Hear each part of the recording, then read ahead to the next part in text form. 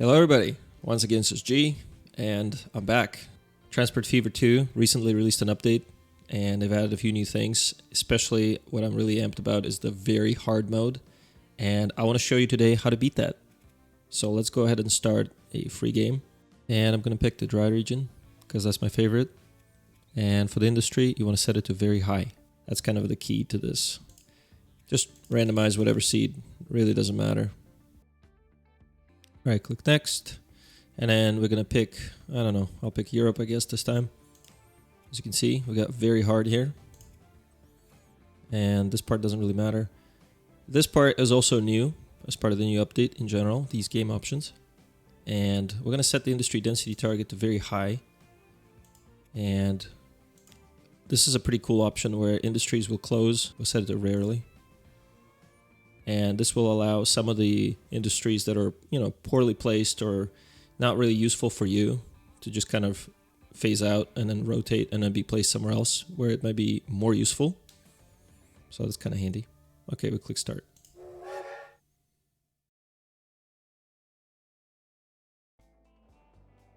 All right, there we go. We start with 5 million, and what we can do right away is just borrow to the maximum, because we're going to need that. Pause the game, and then we're going to look for a location. Now, the key to beating this thing is the humble steel mill. What we're going to need to do is find 2 steel mills that have one with iron and one with coal on opposite ends. And once we find it, I'll show you what I mean.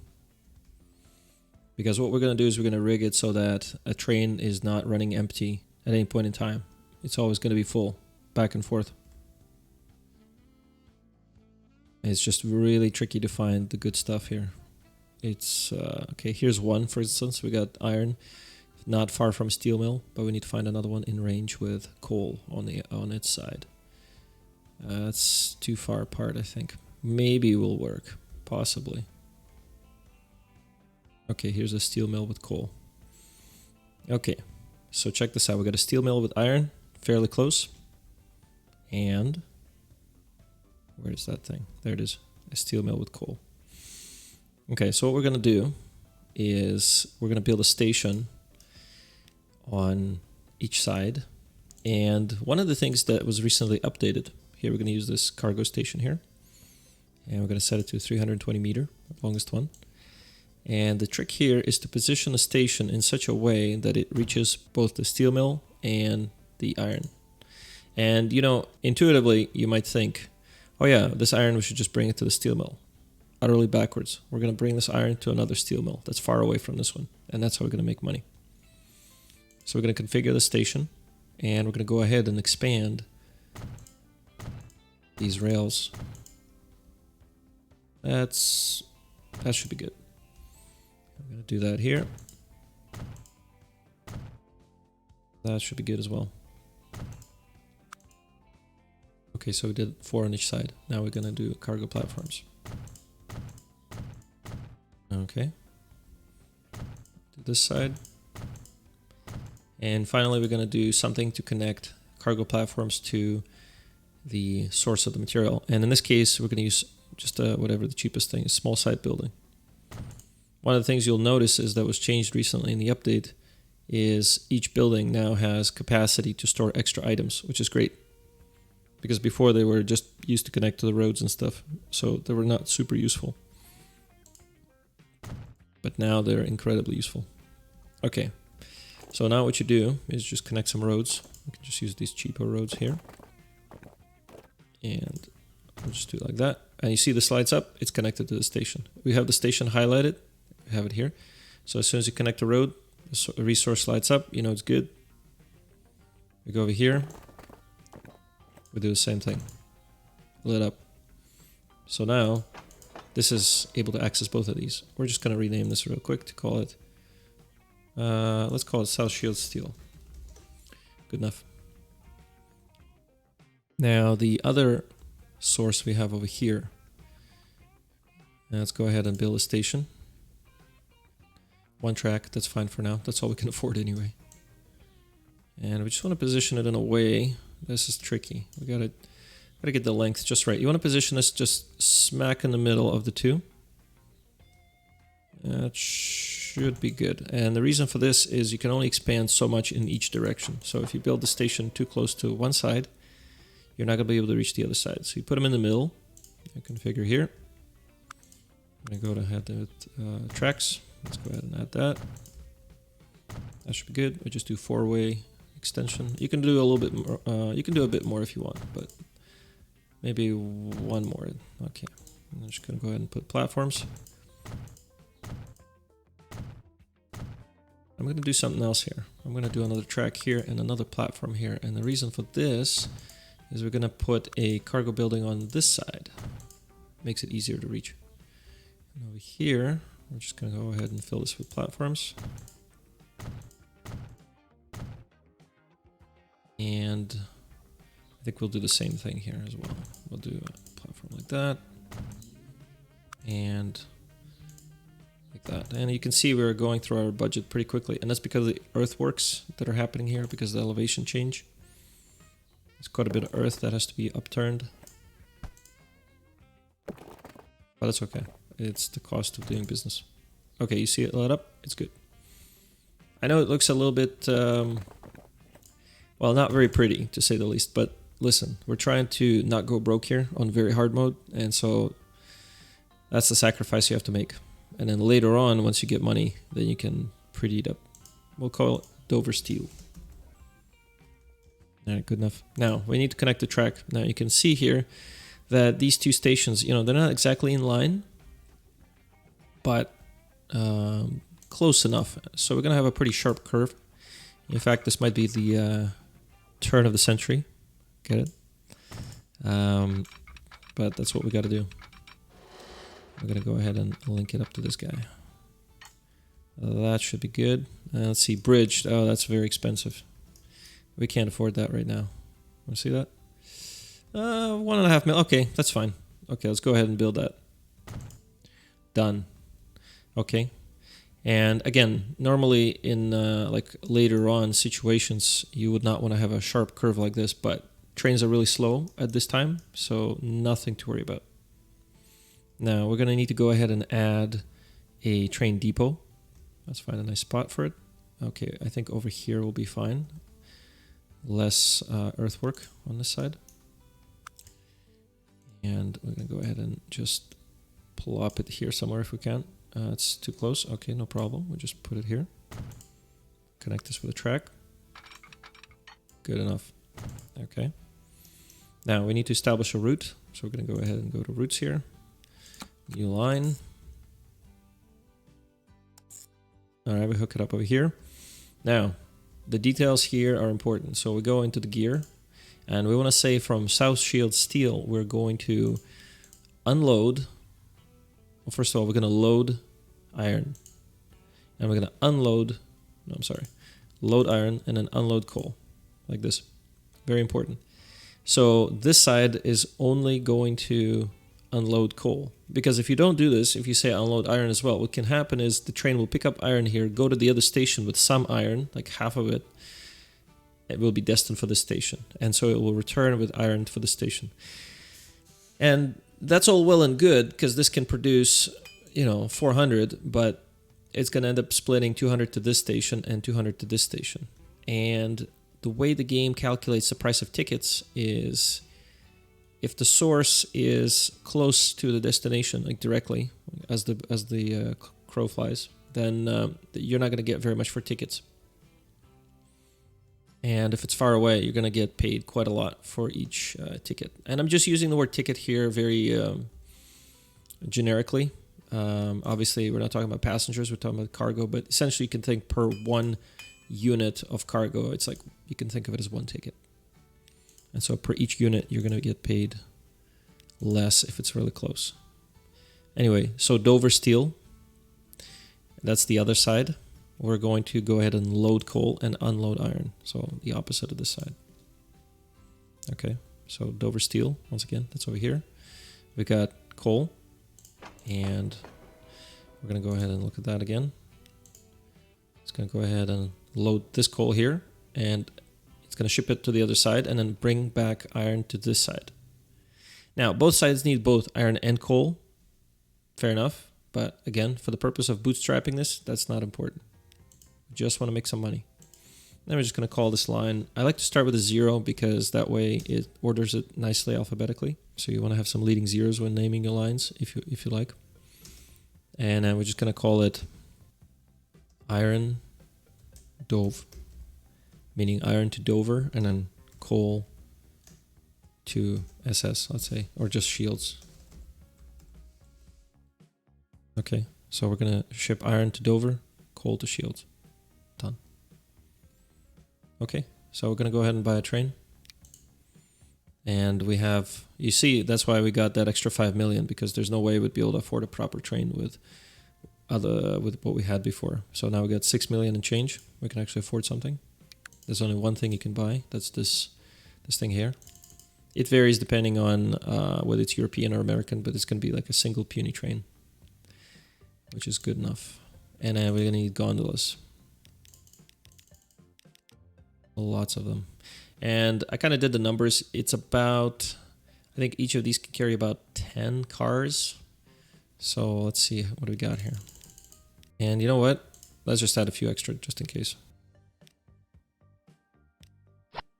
There we go. That's it. Don't have any more money left. That's fine. Put it on the line. Let him go. Alright, here he comes. Alright, he's gonna grab this thing. Nice.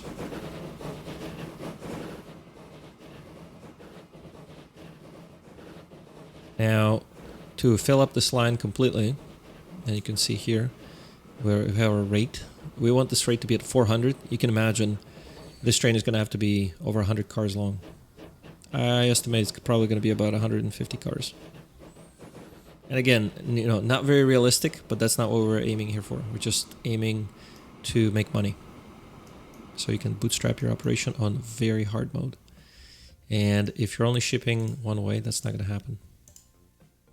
You need to ship both ways, which is what we're doing here. We're never running empty on this particular line. All right, there he goes. All right, let's fast forward a bit. Now, one of the things I want you to notice is the way that this train turns around. Is when it does so, it doesn't start from the very end of the line. It actually starts, it just reverses backwards, flips entirely backwards, and the last car ends up at the end, and the first car just teleports to the front. And what that means is if the train is very long, let's say the train is so long that it, let's say, reaches all the way around the bend, all the way to here, that when it turns around, the front of the train ends up being way over here. And so essentially what that means is the train gets a head start. And this comes to be very important if the train is really long, then it can cover a huge distance simply by turning around. It doesn't even need to drive anywhere. It just turns around at a station and immediately covers a huge distance just by its own sheer length. And there are scenarios where we can totally take advantage of that. And you know me, I'm all about taking advantage of game mechanics. So. Alright, we're making money, aren't we? Oh, yes we are. Balance 1 million. That's good. So we almost cleared our account because we had a little bit of debt there from the expenditure. But after a few rounds of this, it's going to clear.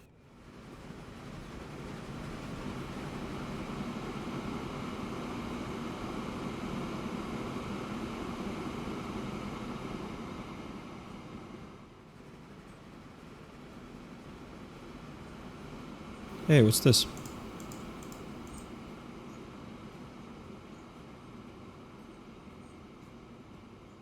Something mysterious flying.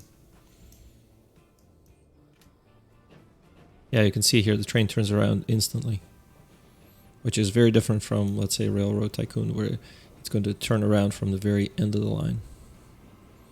And again, it kind of defies reality, but you know, sometimes you just gotta, you know, suspend disbelief. It's not meant to be super realistic. All right, I think we're going to clear the bank at the very next round. As you can see, it's not called very hard for nothing. Our margins aren't particularly huge right now, but we're going to add more cars in a bit. Alright, so we finally started to make some money. You can see we got a little bit of an account. And I paused the game immediately before expenses can happen. And you look over here, the balance is starting to become positive. But the margins are still pretty slim. And so as soon as you have a little bit of extra money, what you need to do is immediately go in here and add extra cars. So that's what we're going to do. And I think one more, and that's all we can afford. That should be good. Now, you get a situation like this, which kind of annoys me a little bit. And you can't use this capacity, but what you do is you just wait until it passes the midpoint. And then you just turn around real quick. And that should get it to come back and fill up on the rest of the coal.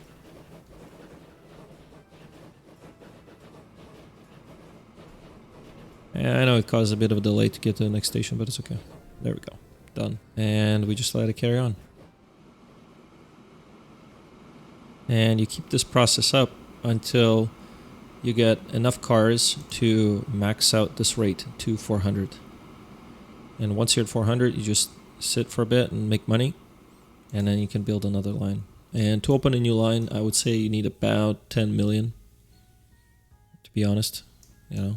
Don't start any earlier until you have at least 10 million in the bank before you open the next line. And of course, once you open a second line, it's going to go faster. Now the trick is, of course, with these conditions where you need to carry a load both ways, at least in the beginning of the game, I want to say that with a caveat, is that later on when the trains get faster, you will be able to get some margins, pretty decent margins, if you're carrying things from quite far away, even if you're only carrying them one way. But at the beginning of the game, that's just not going to happen. Trains are too slow, and so you need to compensate by carrying load both ways. So yeah, in general, the main thing about having cargo go both ways is you got to take full advantage of these lengths of these stations. And you can see the station is kind of overloaded, but that's okay. Yeah, so by making stations, you know, really long, you're able to capture multiple resources. And in this case, we can get 2, but in some cases you can get 3 or even 4, depending on how you position the station. So the location and position is super important. And again, you really can't afford to do straight beelines or things like that. You need to do these weird curves in a lot of places, at least at the beginning of the game. But the curves are offset by the fact that the trains are really slow, so... Alright, so it's 1864. I paused the game. We got $1 million in the account. And if we look here at the balance, it's bringing in a little bit more every year. And that's because I keep gradually adding more cars, but it's quite a slow process. The rate is still nowhere near 400, but we have a new locomotive, and so what we can do is beef up the locomotive. Alright, so we actually managed to replace 7 of these with 5 of these guys. And that should be, first of all, a little bit faster on the top speed. So you're going to get about 10% faster rate, give or take. And then it's got a bit more power, so it accelerates to that speed a little bit faster. And even though we got fewer locos, we should be able to have more power and tractive effort overall. So let's go ahead and tweak that. And again, we got this situation happening here. That's okay. We just turn the train around.